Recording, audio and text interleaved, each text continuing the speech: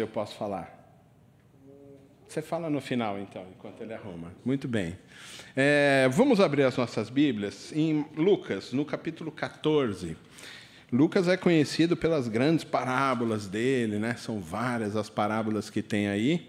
Mas hoje a gente vai falar sobre um momento antes do capítulo 15, que estão as parábolas talvez mais famosas aí de Lucas, que vão contemplar a parábola da ovelha, da dracma perdida, do filho pródigo, que não é tão pródigo assim, não é a gente chama de filho pródigo, mas é a do filho encontrado, né? Ele não volta sozinho, ele é encontrado, como foi encontrada a ovelha e como foi encontrada a moeda que foi perdida. Mas o texto é anterior, é exatamente o texto anterior a esse, e é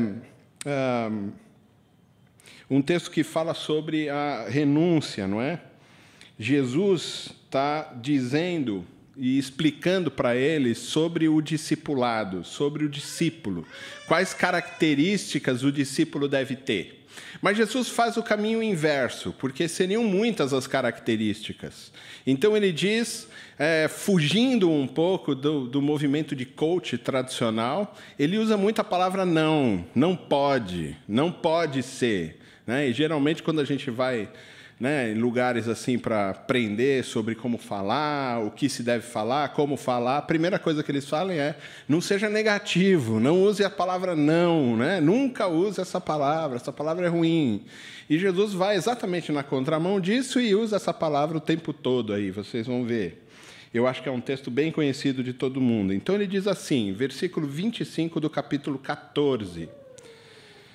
Uma grande multidão o acompanhava, e ele, voltando-se na direção dela, disse: se alguém vier a mim e amar pai e mãe, mulher e filhos, irmãos e irmãs, e até a própria vida mais do que a mim, não pode ser meu discípulo. Quem não leva a sua cruz e não me segue, não pode ser meu discípulo. Pois qual de vós, querendo construir uma torre, não se senta primeiro para calcular as despesas, para ver se tem como acabá-la? Para não acontecer que, depois de haver posto os alicerces, e não a podendo acabar, todos os que a virem comecem a zombar dele, dizendo: este homem começou uma construção e não conseguiu terminá-la. Ou qual é o rei que, antes de entrar em guerra contra outro rei, não se assenta primeiro para consultar se, com 10.000, pode ir de encontro ao que vem contra ele com 20.000? Mas, pelo contrário, enquanto outro ainda está longe, manda emissários e pede condições de paz. Assim, todo aquele dentre vós que não renuncia a tudo quanto possui, não pode ser meu discípulo. O sal é bom, mas se ele se tornar insípido, como que se há de restaurar-lhe o sabor? Não serve nem para a terra, nem para adubo, mas é jogado fora. Quem tem ouvidos para ouvir, ouça. Amém? Uma palavra dura para a gente, porque ele não fala quais características você tem que ter. Ele fala o que você não pode ter para se aproximar de Jesus e para ser discípulo de Jesus. Uma igreja que pretende crescer, como as nossas, a minha também é pequena, aqui a do Renato, né, onde ele pastoreia, de vocês, a do Ibira, lá com o Betinho. Somos todos igrejas pequenas, ainda com as dificuldades de uma igreja pequenininha. Financeiramente, a gente tem projetos, a gente quer avançar, mas ainda a gente tem problemas de uma igreja pequena e não problemas de igreja grande. E a gente precisa aproveitar esse período para discipular. A gente precisa aproveitar esse tempo para mentorear. Os irmãos sabem a diferença entre um discipulado e uma mentoria. O discipulado, o problema aí é o sentido, como as coisas vão. No discipulado, quem diz a pauta dos encontros é o mestre. O mestre diz: nós vamos conversar hoje sobre discipulado. Na mentoria, o foco está no mentoriado. Então, a pauta é do mentoriado. Eu vou lá mentorear o Fernando, né, que está aí. Vamos lá, vamos caminhar juntos. Ele vai trazer as dificuldades dele e a gente vai conversar sobre as dificuldades. Então, a pauta é dele.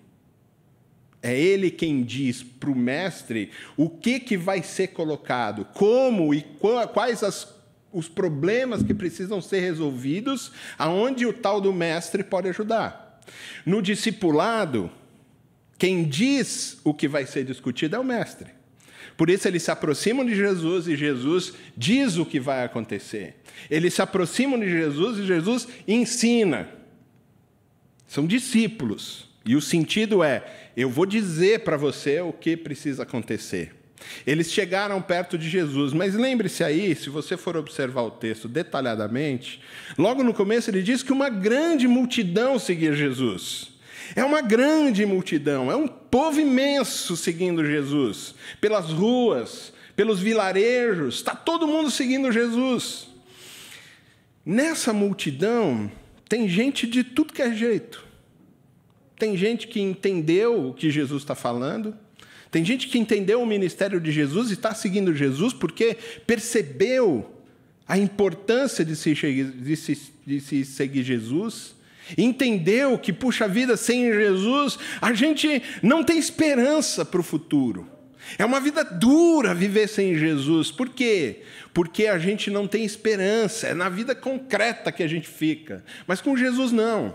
Com Jesus, apesar da dureza da vida, nós olhamos para frente. Nós temos esperança no futuro. O que faz com que a gente caminhe bem.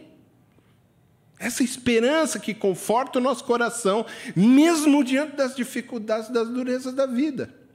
Tem uma galera que entendeu isso e está falando, é muito melhor caminhar com Jesus. A gente vai ver isso na parábola depois do filho pródigo, no próximo capítulo. O cara está lá, ele não bateu no fundo do poço, ele foi um pouquinho pior do que o fundo do poço. Porque imagina, não é só o cara que gastou o dinheiro irresponsavelmente, que só passou o cartão de crédito irresponsavelmente e quebrou financeiramente. Para um judeu, ele foi cuidar de porcos. Se vocês conseguem entender que esse é o pior momento da vida dele, que é uma coisa destruidora, ele foi cuidar de porcos, que é um animal imundo. Não se pode isso. Mas não é ainda o fim para ele, porque ele não foi só cuidar de porcos, né? Ele estava lá para servir os porcos. Não era só uma maneira de subsistência. Era um pouquinho além do fim do poço. Fica imaginando. Pensa numa coisa que é inaceitável para você fazer. Você foi servir a essa questão inaceitável. Mas ainda não é o fundo para aquele jovem. Porque ele quer comer a comida dos porcos. Olha só. Que situação ele chegou. Mas ainda não é o fim. Porque além dele querer comer a comida dos porcos, ninguém dava a comida dos porcos para ele comer. Aí nessa hora, ele foi encontrado por Deus. Porque diz, caindo em si, é o camarada que percebeu que a situação dele era ruim. A gente só pode perceber as nossas situações porque caminhamos com Jesus. Porque é o Espírito de Deus que nos convence do pecado, da justiça e do juízo. É Ele que nos convence de que, mesmo lavadinhos, nós continuamos sendo porcos. E que sujamos o tempo todo a nossa vida na lama do pecado. É só Ele que pode convencer a gente disso. É Ele que nos encontra no meio do caminho e fala para nós, nós somos porcos. E Jesus quer mudar a nossa condição de porcos por causa do pecado. Existe gente lá no meio dessa multidão que segue Jesus e está caindo em si como o filho pródigo e falando assim, uau, lá na casa do meu pai é melhor do que aqui. Mas tem gente que está seguindo Jesus e que está lá porque eles estão curiosos. Estão falando assim, mas por que tem tanta gente seguindo Jesus? Deve ter alguma coisa, deixa eu ver o que está acontecendo. Tem gente que está indo só para ver se Jesus cai numa armadilha para poder pegar ele. É uma grande multidão. Tem gente com pensamentos variados, dos mais variados possíveis que você pode imaginar. Tem gente lá, assim, seguindo Jesus e está detonado emocionalmente. Está detonado espiritualmente. Está detonado materialmente. Estão seguindo Jesus. E tem gente abastada, tem gente com dinheiro. Tem gente bem financeiramente, mas detonado espiritualmente. Detonado psicologicamente. Tem gente pobre, mas bem psicologicamente, que está entendendo o que Jesus está falando. Ou seja, essa grande multidão que está seguindo Jesus, tem gente lá com vários pensamentos, com várias culturas, com várias maneiras de se enxergar o mundo, de se enxergar suas angústias, suas dores, os sofrimentos que a vida proporciona. Aí Jesus vai falar assim, puxa, legal vocês estarem me seguindo, mas quem quer me seguir mesmo? E ele aplica isso para a grande multidão, como aplica para nós hoje. E ele não diz assim, você precisa ser bom, você precisa ser justo, você precisa... Não. Ele só diz o seguinte, primeira coisa que ele diz, se você amar mais pai e mãe, esposa, marido, filhos, amigos, do que a mim, você não pode ser meu discípulo. Você não pode caminhar comigo.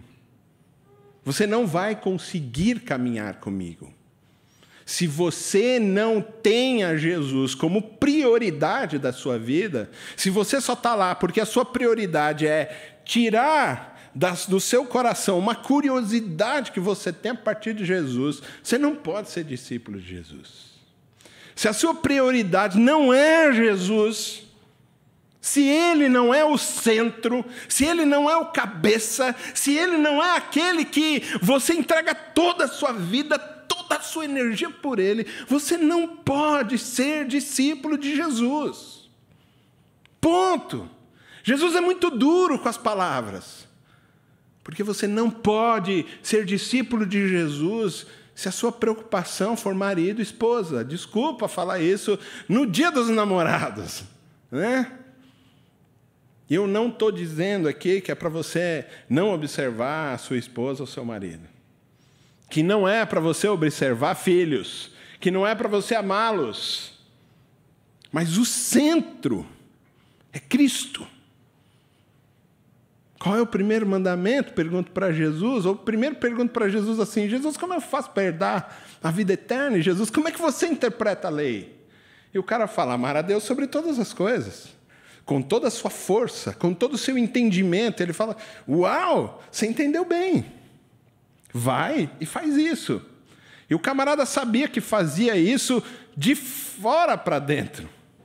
Ele sabia que fazia isso de maneira religiosa. De que Deus não era o centro, porque ele estava preocupado com o status religioso. Ele estava preocupado com a lei religiosa, com a doutrina religiosa e sadia. Ele estava preocupado com as notas que nós tocamos, com as palavras que nós dizemos, com a roupa que vestimos, com o status que nós temos. E não o Cristo.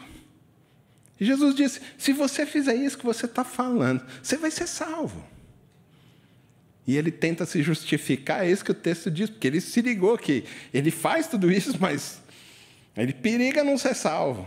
Ele diz assim, então, mas quem é o meu próximo? Porque é essa a pergunta, lembra da parábola do samaritano? Ele vai tentar se justificar e Jesus inverte, de quem você está se fazendo próximo.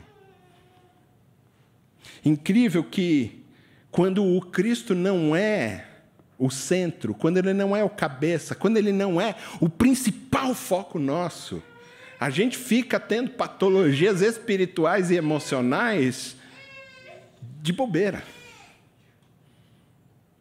A gente diz que é discípulo de Jesus, mas a gente não está preocupado com Jesus. E legal a oração do irmão aqui, como é que o irmão chama mesmo? Tiago. Legal a oração do Tiago, que foi que ele ame mais o Senhor do que o ministério que o Senhor designou ele para servir. E realmente isso é mais importante do que tudo. Um dia eu recebi um convite para ajudar uma igreja no Piauí, extremo sul do Piauí. E eu falei para minha família, olha, vamos orar, porque estou sentindo que é de Deus, que Ele tá nisso, e que a gente vai ter que obedecer. Minha esposa foi no Google. É uma delícia o Google, né? Ela foi no Google e ela falou assim, não tem cinema na cidade. Aí eu virei para ela, espírito é bom também, né? Eu falei, quantas vezes você foi no cinema essa semana? Ela falou, nenhuma. E esse mês? Nenhuma. E esse semestre? Nenhum. E esse ano? Uma vez. Não, uma vez eu ando 300 quilômetros e levo você para ir assistir o cinema. E ela ficou assim, mas não é, se a gente souber que o cinema está ali, tudo bem, não precisa nem ir. Né? Essa segurança, que essa vida que a gente tem na cidade, nessas grandes metrópoles, dão. E ela falou assim, a cidade tem 2 ruas. Eu falei, ótimo, a gente anda menos. Né? Não precisa andar tanto. Vai falar isso para gordo, né? Eu quero ficar sentado, né? Então, muitas coisas ela foi achando. A gente chegou lá, nós ficamos 1 ano e meio lá. E antes de ir, a gente sentados um dia, chorando muito, porque a gente ficou num dilema existencial. A gente obedece a Deus ou a gente não obedece? E eu disse para ela assim, a gente tem que obedecer a Deus. Senão a gente vai sofrer as consequências da nossa desobediência. Ele está no controle de todas as coisas, e eu digo para vocês, vocês são muito importantes para mim. Muito importantes. Minha família é muito importante para mim. Eu amo minha família, entrego minha vida pela minha família. Mas se Deus mandou eu ir, e mandou que todos nós fôssemos, nós vamos todos. Mas isso vai causar sofrimento para a sua família. Mas a gente vai obedecer, porque a gente sabe que Deus faz convergir todas as coisas a meu favor. Que Ele faz com que tudo coopere a meu favor. E que se Ele está mandando eu ir, porque é a melhor coisa que Ele tem para mim. E a gente chorou muito, muito. Oramos muito juntos e fomos. Minha filha Gabriela estava começando a namorar. E eu me lembro um dia de chegar no quarto e ouvir um barulho. Eu falei, rapaz, entrou um rato, né? E estou procurando lá o que era, né? E nada. Aí o barulho foi me levando para o quarto dela. Quando eu cheguei no quarto, ouvi o barulho. Falei, rapaz, está embaixo da cama, né? E toca procurar, madrugada, procurando o barulho. Falei, que bicho é esse, meu? Aí fui indo. Cheguei, era perto do travesseiro dela. O celular estava ligado. Ela conversando com o namorado, os dois dormiram, o namorado roncando em São Paulo, né? Eu, rapaz, que é isso? Porque eles ficavam conversando, dormiam, tiveram, assim, muito tempo para conversar, separados. Eu sei que minha família sofreu, mas eu amo mais a Deus. Ele está em primeiro lugar. É nele que meus olhos estão focados e é nele que os olhos da minha família estão focados. É nele. E que mesmo que a gente sofra, a gente vai obedecer ao Senhor. A gente ia tomar, não sei quantos vão gostar do que eu vou dizer. A gente parou, os restaurantes eram na garagem da casa das pessoas. E aí um dia a gente falou assim, pediu um suco de abacaxi, acho que era alguma coisa assim, que minha filha pediu, e ele veio meio, parecia que tinham colocado páprica, né? Um coloral nele, estava meio vermelho, assim, meio marrom, assim. Aí minha filha falou assim, nossa, mas acho que esse abacaxi estava passado. A moça falou, não, é porque a rede que cuida da água, não conseguiu fazer. Então, a água na torneira está vindo assim, que eles pegavam água do rio para colocar nas torneiras.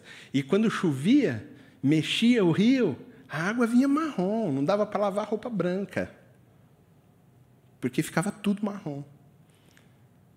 Nunca mais minha filha pediu suco nesses lugares, entendeu? E esse negócio é óbvio que traz sofrimento, mas traz aprendizagem, traz relacionamento com Deus, e a gente sabe que Ele faz cooperar todas as coisas a meu favor.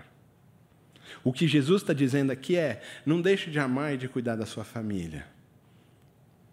Mas Ele é o centro da nossa história. Quando maridos tiram Deus do centro e colocam esposas, isso é um problema. Quando esposas tiram Deus e colocam o marido ou os filhos no centro da sua vida, isso é um problema. Porque Ele é o centro da nossa história. Se você pretende ser discípulo de Jesus, se você pretende parecer com Jesus, se você pretende caminhar com Ele, a primeira coisa que deve ser feita, Ele deve ser o centro da sua história. É engraçado isso, porque virou piada, né? Virou uma maneira de dizer, quando a gente já desistiu de fazer alguma coisa, a gente fala, está na mão de Deus. Quer dizer, quando a gente já diz assim, está na mão de Deus, é porque assim, isso aí não tem solução. Porque a gente tenta fazer todas as coisas, porque a gente se coloca no lugar de Deus. E quando a gente vê que não consegue fazer, e o Kierkegaard vai dizer para a gente que é aí que aparece o desespero, porque a gente vê a suficiência de Deus e a insuficiência humana, vê que a gente não consegue fazer e entra existencialmente em desespero. Aí a gente desiste e, para desencargo de consciência, a gente diz, está na mão de Deus. Mas a gente não pôs nada na mão de Deus, a gente só desistiu daquilo. Porque a gente deveria ter colocado na mão de Deus lá primeiro, porque Ele é o centro da nossa história. Primeiro a gente tinha que ter sentado, orado, perguntado para Ele, Deus, e aí? Como é que vai ser? Como é que vai acontecer? E Ele vai direcionando todos os processos. E Ele vai dizendo quais os passos a gente tem que seguir. Se a gente quer ser discípulo de Jesus, Ele tem que ser o centro. Não a gente. Não marido, não esposa, não filhos. Não trabalho. Não poupança. Deus é o centro. O Cristo é o centro. Mas Jesus é muito bonzinho e Ele continua caminhando. E Ele diz assim, versículo 27, quem não leva a sua cruz e não me segue, não pode ser meu discípulo. Sobre o que Jesus está falando? Agora Ele está falando de pessoas corajosas. Porque para colocar Cristo no centro, é preciso ter coragem. Para ir contra esse sistema maligno que a gente vive, a gente precisa ter coragem. O som já achou que eu ia falar de política. Né? Falou, já vou boicotar esse cara agora, né? Não é política. O sistema de que o Cristo não é o centro. Se o Cristo vai ser o centro da nossa vida, é necessário ter coragem disso. Porque eu podia ter ido para o Piauí, podia ter dado tudo errado. Tudo errado lá. E eu voltaria para cá com rancor no coração da minha esposa, com rancor no coração das minhas filhas, e a gente podia agora estar todo mundo desviado. A gente podia ter ficado e simplesmente desobedecido a Deus, e a família podia estar toda bagunçada. Precisa ter coragem para ter Deus no centro. Precisa ter coragem para ter Jesus como o único e suficiente Salvador da nossa vida. É preciso ter coragem para transformar duas palavrinhas gregas verdadeiras para nós lá, que é o doulos e o kyrios. Para entender que a gente tem um senhor, que é o kyrios, que é um senhor de escravo. E que nós somos doulos, que nós somos escravos desse Senhor, que nós somos servos desse Senhor. O problema é que a gente luta para ser autônomo o tempo todo, ser autônomo. O tempo todo caminhar sozinho, fazer as coisas da nossa forma, do jeito que a gente entende. E a gente esqueceu que a gente é servo, a gente saiu da escravidão do pecado que nos oprimia e fomos para uma liberdade assistida. É assim que nós somos. A gente recebeu uma alforria, mas a gente é assistido pelo Espírito de Deus. A gente continua servo, a gente continua escravo de Jesus. E precisa ter coragem para ser escravo de Jesus. Precisa ter muita coragem para ser escravo de Jesus. Precisa ter muita coragem para obedecer Ele, mesmo que a gente se machuque no caminho. Mesmo que a gente saia arranhado, que a gente saia destruído, precisa ter coragem.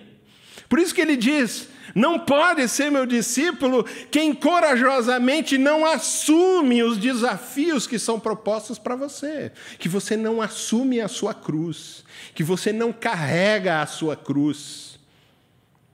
Se você não tem a coragem de tomar decisões, de estar perto de Jesus, mesmo em detrimento da sociedade, em detrimento do trabalho, em detrimento da esposa, marido e filhos, você não pode ser discípulo de Jesus.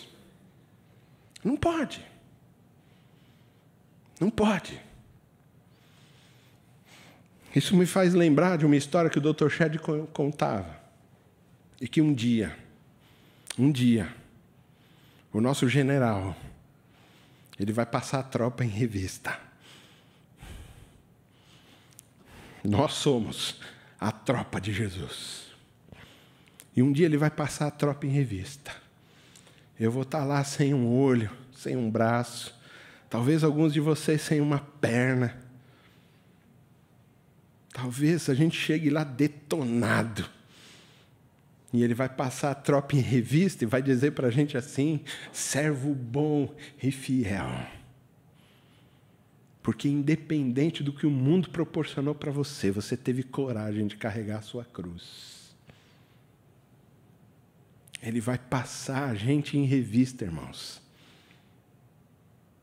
Ele vai passar a tropa em revista. E talvez a gente chegue lá todo capenga, tudo torto, tudo detonado. Mas ele vai olhar para nós e vai falar: entra na minha alegria, servo bom e fiel.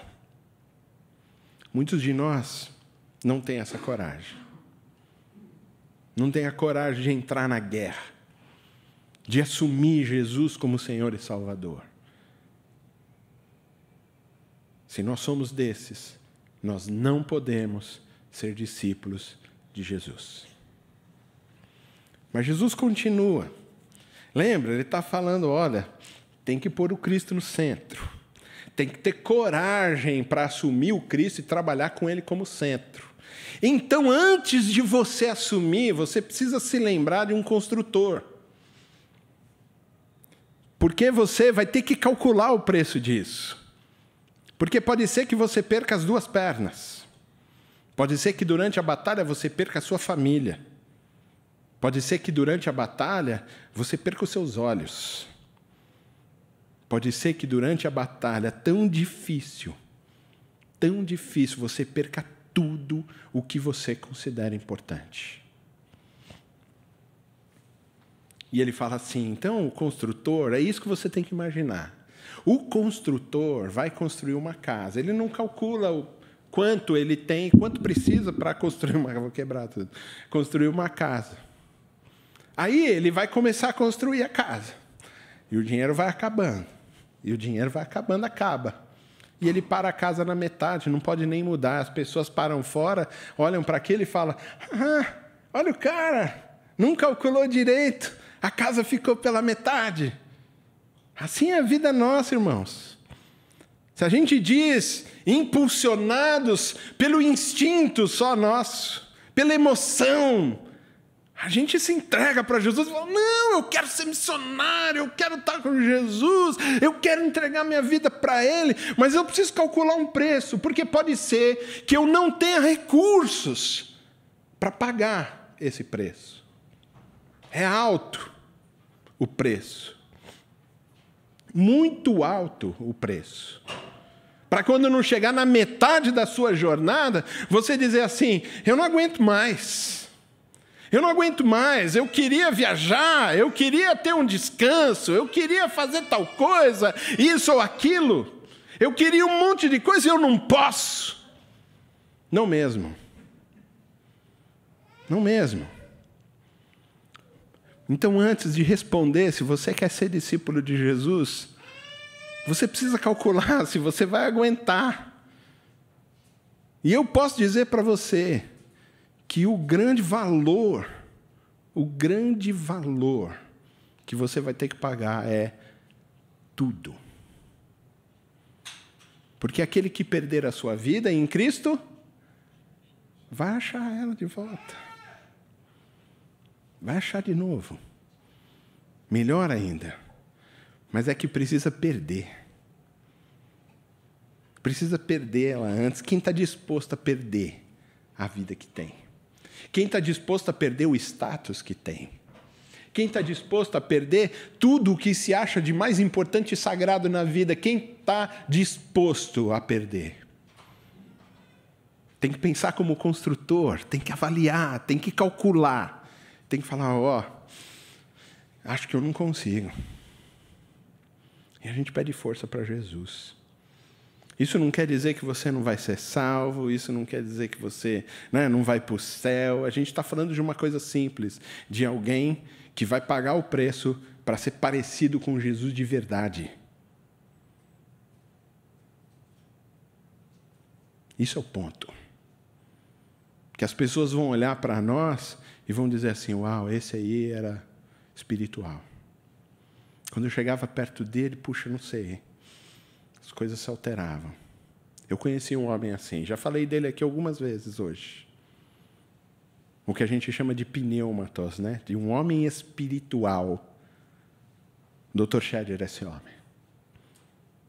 Porque a estrutura dele era de uma pessoa espiritual. Muito orgulho de ter conhecido ele. Estrutura. Eu via Jesus nele o tempo todo. E ainda, lembrando das coisas que passei com ele, sei que ele era um homem espiritual. Quantos de nós, porque ele pagou preços por isso. Ele pagou muitos preços por isso. Mas quantos de nós já calculamos o preço? Para não chegar na metade e falar, opa, não vai dar. Assim também como um general, como um rei, que tem um grande exército, que está vindo alguém com 20 mil contra ele, ele tem 10 mil. Mas ele fala, ele pensa que ele é o Leônidas, do 300. Aú! Tem 10 mil. Aú! Nós vamos ganhar dos 20 mil. Opa, parece que não vai dar. Porque os meus, eles não são guerreiros. São agricultores. E mesmo se eu tivesse 20 mil, eu perderia por de 10 mil. Porque são agricultores e não guerreiros. Então a gente se adianta, vai até lá e pede paz. Se você percebe que não vai conseguir ser discípulo de Jesus firme, parecendo com Jesus e abrindo mão de todas as coisas e tendo Ele como centro da sua história, e você amadurecendo para parecer com Ele, vai e conversa com Jesus e fala: Jesus, eu não consigo. Tem que ir perto dele e dizer: eu não vou conseguir. Me ajuda. E ele vai fazer você avançar um pouco mais até o momento que você consegue. Mas precisa calcular o valor. Precisa calcular o preço de ser discípulo de Jesus. Depois dessa fala, ele diz assim,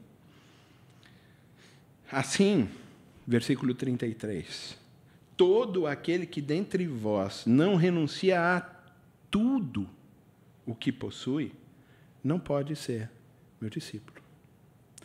Depois de você entender que ele tem que ser o centro, de que você precisa ter coragem para tê-lo como centro, de calcular o preço que você vai perder ou ganhar, tendo ele como centro, ele diz: se você não renunciar a tudo que você tem para tê-lo como centro, você não pode ser discípulo de Jesus. Talvez você tenha pensado aí no seu coração: puxa, mas entregar assim minha esposa, meu marido, meus filhos, entregar meu trabalho, perder meu trabalho até. E a gente acha que isso não é, a gente é o que tem na modernidade. Não, a gente precisa ter sabedoria, tem que separar o profissional do, espiritual. Eu não vou confrontar lá os diretores da empresa porque eles estão roubando a empresa. Eu vou só ficar na minha. Imagina Jesus diante dos fariseus e dos escribas. Eu vou ficar na minha só. Jesus dizia para eles: vocês são raça de víboras. Vocês vão para o inferno. Jesus não abriu mão de quem ele era. Mas para a gente ter o Cristo como... a gente precisa parar de ser morninho na fé. A gente precisa entender de maneira radical, porque ele chamou de maneira radical. Agora, se você não pode, se você acha que não vai conseguir, vai até Jesus e diz para ele: Jesus, eu não vou conseguir. É melhor eu ficar lá na igreja esquentando a temperatura do banco ou da cadeira, que é gostosa essa cadeira. Esquentando. Tem que dizer para ele. Aí a gente diz que é discípulo, mas não tem o Cristo no centro. E aí, o apóstolo vai, a partir do versículo 34, parece que ele está falando de uma outra coisa. Porque ele vem até aí falando de discipulado, de Jesus no centro e tal, e ele diz assim: o sal é bom, mas se ele se tornar insípido, com que se há de restaurar-lhe o sabor? Não serve nem para a terra, nem para adubo, mas é jogado fora. Quem tem ouvidos para ouvir, ouça. Por que Jesus termina com essa frase? Porque parece que ela é desconexa. Porque a gente ouve sobre o sal, fala de ser sal, a gente já lembra de Mateus no capítulo 5, que a gente é sal da terra, luz do mundo, não é? Já vem logo na cabeça, fala de sal, a gente já pensa nas bem-aventuranças e fala: uau, o reino chegou até nós e agora nós somos quem vai dar sal, gosto para o mundo. Como Jesus está falando em Mateus capítulo 5. Só tem um problema. Jesus não está falando de Mateus capítulo 5. Ele está falando ainda do centro do discipulado, do centro da nossa vida, do centro da nossa história. Que se nós queremos ser discípulos de Jesus sem que ele seja o centro da nossa história, é que nem o sal sem sabor.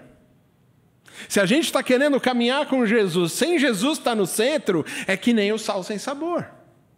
Se a gente está querendo dizer que a gente é bonzinho porque a gente é cristão sem o Cristo, é que nem o sal sem sabor.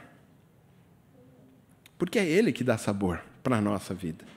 É ele que tempera a nossa história. É ele quem faz com que tudo tenha sentido, com que tudo tenha gosto. É ele quem faz todas as coisas. E se a gente quer caminhar sem ter ele no centro, ainda fazendo o que a gente faz, escolhendo pecar o tempo todo, guardando pecadinhos de estimação num baúzinho bonito dentro do nosso coração, que de vez em quando a gente vai lá, secretamente, abre o baúzinho, acaricia o nosso pecado, fala: esse pecadinho bonitinho, dá um pouco de comidinha para ele, fecha ele de novo e guarda ele fundo no nosso coração outra vez. Quem quer ser discípulo de Jesus tem que ter Jesus no centro e não pecados de estimação. Quem quer ter Jesus de verdade tem que caminhar com ele no centro de todas as coisas. Ele é a espinha dorsal. E se ele faltar? Talvez a gente possa perguntar para o Dr. Fábio. Se não tivesse espinha dorsal, como é que ia ser, Dr. Fábio? Ia ficar pior que a serpente, né? Ela ainda tem alguma coisa mais flexível, mas tem. A gente ia virar um bando de geleca. Alguns mais, outros menos, né? Mas a gente não ia ter nada. Ele é a estrutura nossa. Ele é a espinha dorsal. Mas a gente quer ser cristão sem o Cristo. A gente quer ser bonzinho, fazer ação social e esquecer que a igreja, ela é a agência do reino e não uma agência social. Ela não é uma agência política, ela é uma agência do reino. E nós estamos aqui reunidos para que quando estivermos juntos, o mundo possa ver o Cristo e não a nós. Nem o JP, nem o Renato, nem a Andresa, nem ninguém. Quando estamos juntos, o mundo vê o Cristo, porque Ele é o centro da nossa história. Porque é Ele quem manda em todas as coisas, é Ele quem dirige, é Ele quem dá as ordens, é Ele que tem o plano perfeito. Nós cantamos. Não foi aqui, foi na igreja. Lembrei que não foi aqui. Minha memória é ótima. Nós cantamos nessa manhã, eu ia dizer, mas não foi nessa manhã. Foi nessa manhã, mas não com vocês. Né? Que Jesus é o plano perfeito. Vocês devem conhecer a música, né? E Ele é realmente. Mas se Ele não estiver no centro, a nossa vida é como o sal que não tem sabor. E sabe para que serve? Para ser ridicularizado pelos homens. Como a gente não tem o Cristo e a gente vive ao nosso bel prazer, a única coisa que sobra é os outros falarem assim: ah lá o crente. Ah lá. Olha ali o crente. Ah lá, aquele ali fala que é crente, mas está no esquema. Aquele ali fala que é crente, mas não cheira e não fede, não. Aquele ali diz que é crente, mas ele não tem problema. Ele não se mete com as coisas. Se o Cristo não for o centro da sua vida, só sobra uma coisa para você, meu irmão e minha irmã. Uma coisa só: ser ridicularizado pelos homens. Porque é ridículo acreditar em alguém que não existe. É ridículo acreditar que o nosso Senhor, que a gente tanto professa, morreu na cruz como bandido. É ridículo. Se a gente não acredita, é ridículo. Se a gente não age, é ridículo. Se a gente não exercita a fé no Cristo, é ridículo. Se a gente não se posiciona como discípulo de Jesus, sendo o próprio Jesus para todas as pessoas, é ridículo. É estúpido. A gente precisa se posicionar como Cristo. Mas se a gente não fizer isso, não tiver coragem, não calcular o preço de andar com Jesus, a gente vai ser que nem o sal sem sabor. Não serve para o mundo, não serve para evangelizar, não serve para ganhar almas, não serve para nada. Só serve para ser jogado fora e ridicularizado pelos homens. Para finalizar, eu queria só dizer isso, que eu acho que é isso que é o grande problema da igreja contemporânea. Esse é o grande problema. A gente é indústria de louvor e adoração. A gente é agência social. A gente é agência política e deixou de ser reino de Deus. Deixou de ser agência do reino de Deus. Eu não estou falando especificamente desta, nem da minha, da que eu pastoreio. Eu estou dizendo que o problema da igreja contemporânea é que ela deixou de ser o que ela foi chamada para ser. E isso já vem de antes, porque Israel foi chamada para ser uma nação de sacerdotes. E eles resolveram ser um povo religioso, fechado. Não aceitaram nem Jesus quando ele veio. Jesus, então, conta a parábola que fez uma festa e mandou chamar os caras. Todos que estavam na rua, nós, os mendigos. Arrancou pelo cabelo, puxou a força, botou dentro da festa. E falou assim: igreja, agora vocês são agência do reino de Deus. Vocês são uma nação de sacerdotes agora. E a gente resolveu fazer o quê? Virar agência política, virar agência social, porque a gente quer ser bonitinho para o mundo. E a gente deixou de ser o que a gente é. Agência do reino de Deus. A gente deixou de ser agência propagadora do Evangelho, porque a gente colocou tudo menos Cristo no centro da igreja. Palavra dura. Mas se você quer ser discípulo de Jesus, ele tem que estar no centro. Se você quer ser discípulo de Jesus com ele no centro, precisa ter coragem para tomar essa decisão. Precisa calcular o valor. Se vender tudo o que tem para comprar um terreno onde ele achou uma pedra preciosa, vender tudo o que tem, perder tudo o que tem, para ter o Cristo no centro e caminhar com ele. Pode deixar ele aí. O reino é deles. Né? Se você quer fazer isso, precisa ter o Cristo no centro, precisa calcular o valor e precisa ter coragem para assumir esse papel. Senão o que sobra para nós é sermos sal sem sabor. E aí seremos pisados pelos homens. Deus abençoe vocês.